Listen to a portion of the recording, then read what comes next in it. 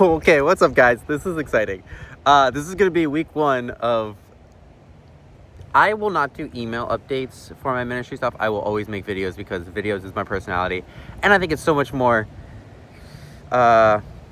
intimate as a conversation means. And so this is week one of updating / weekly updates on the life of Luke as a full-time missionary.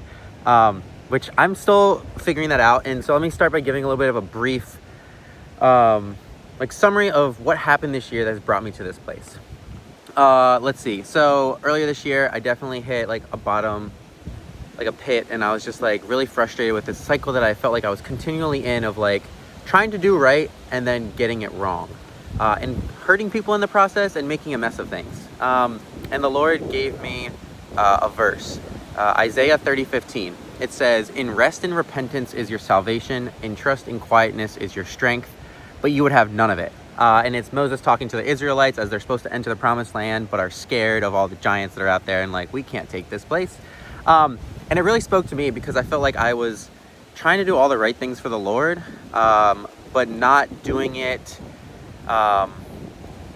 with the mindset or the thought or the realization that I must go to the Lord first before applying any process to doing things or the right way of doing things. And so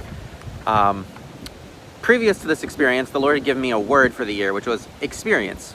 And I knew that I was supposed to work less, go on more adventures, do more things, take opportunities for experiences and do that.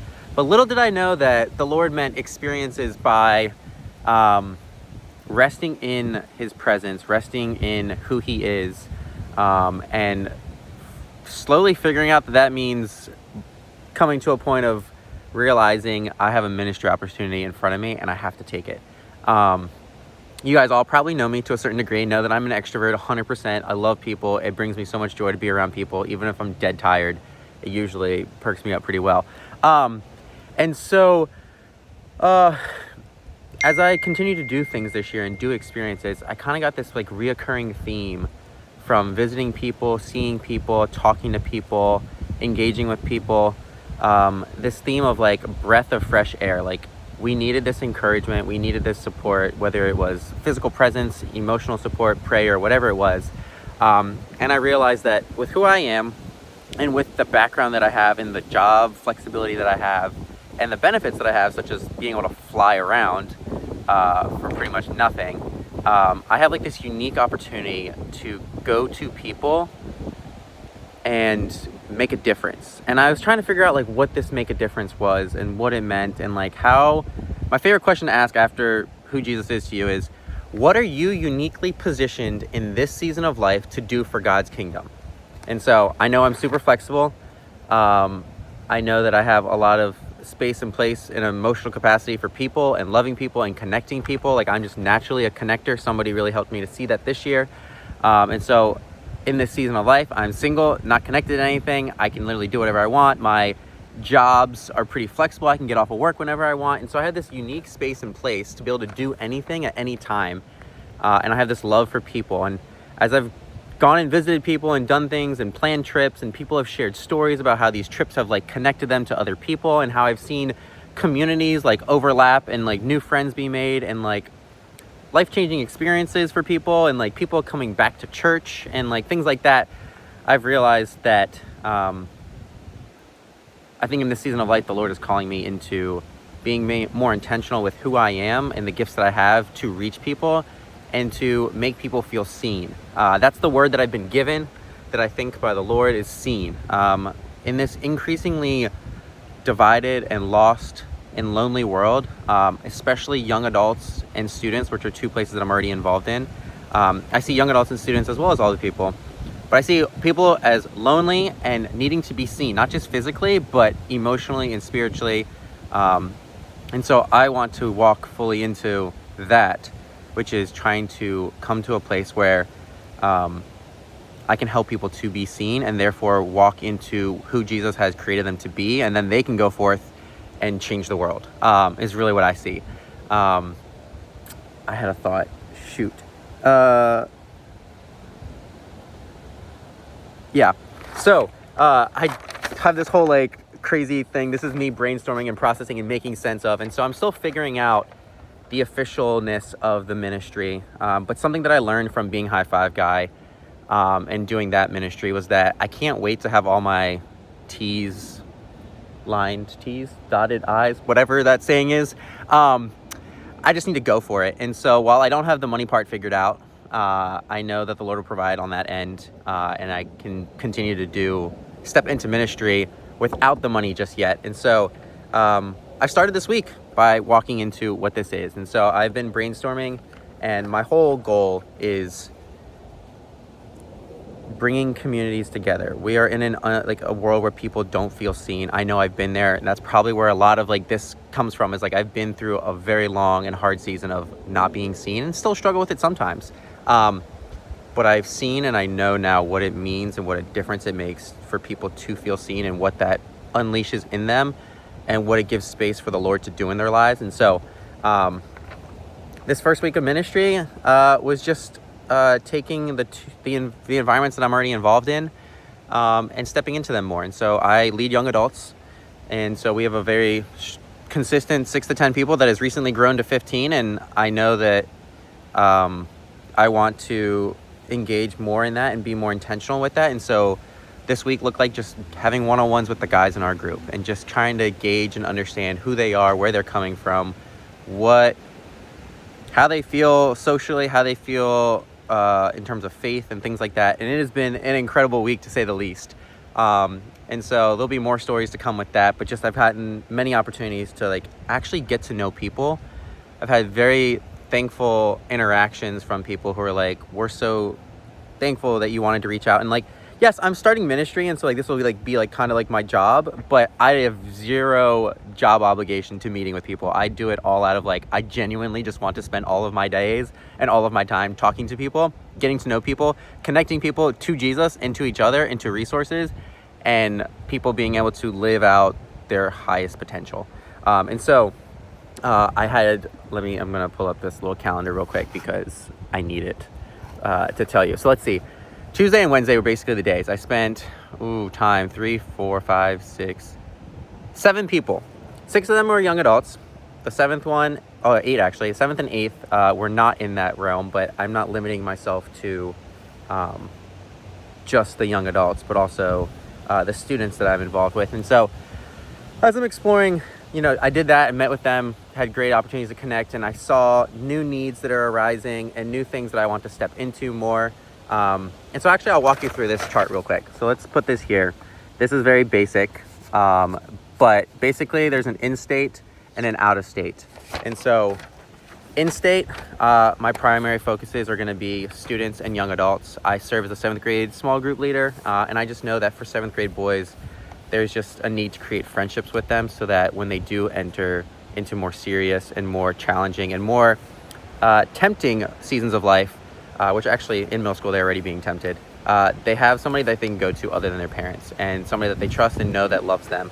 And so that's my thought with the students, and I want to spend more time engaging with them, picking them up from school, doing activities outside of our regular Wednesday night activities, just to create more of a relationship with them other than just your small group leader. Young adults, I did not expect to lead young adults. The Lord placed it on my plate unexpectedly.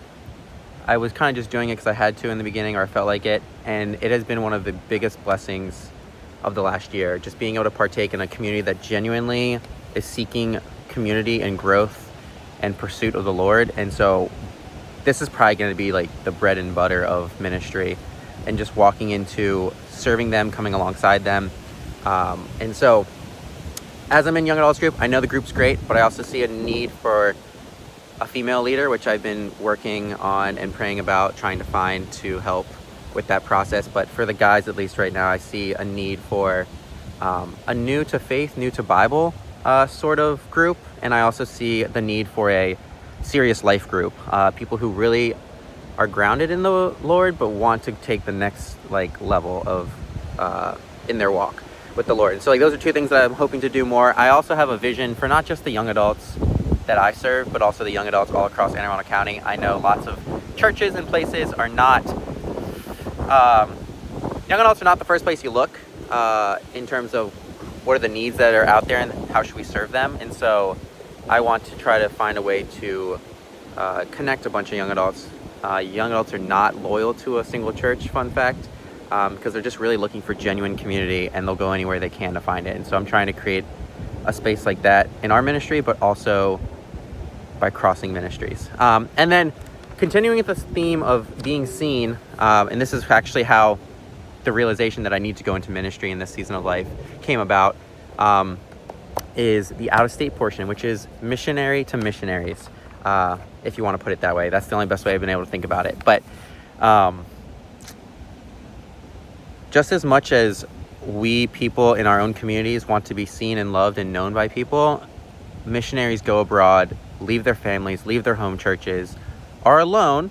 They know they're not alone because we're there praying for them from a distance, but it means so much. We undervalue what it means to show up and just to be present, and how that's so encouraging and uplifting. And so whether it's going and visiting missionaries or supporting missions teams from other churches so that the coordinating leader can actually be more free as opposed to burdened by logistics, or going and visiting missionaries that I know who are across the world that would normally cost thousands of dollars for somebody to go and see, that I can go see for literally pennies on the dollar.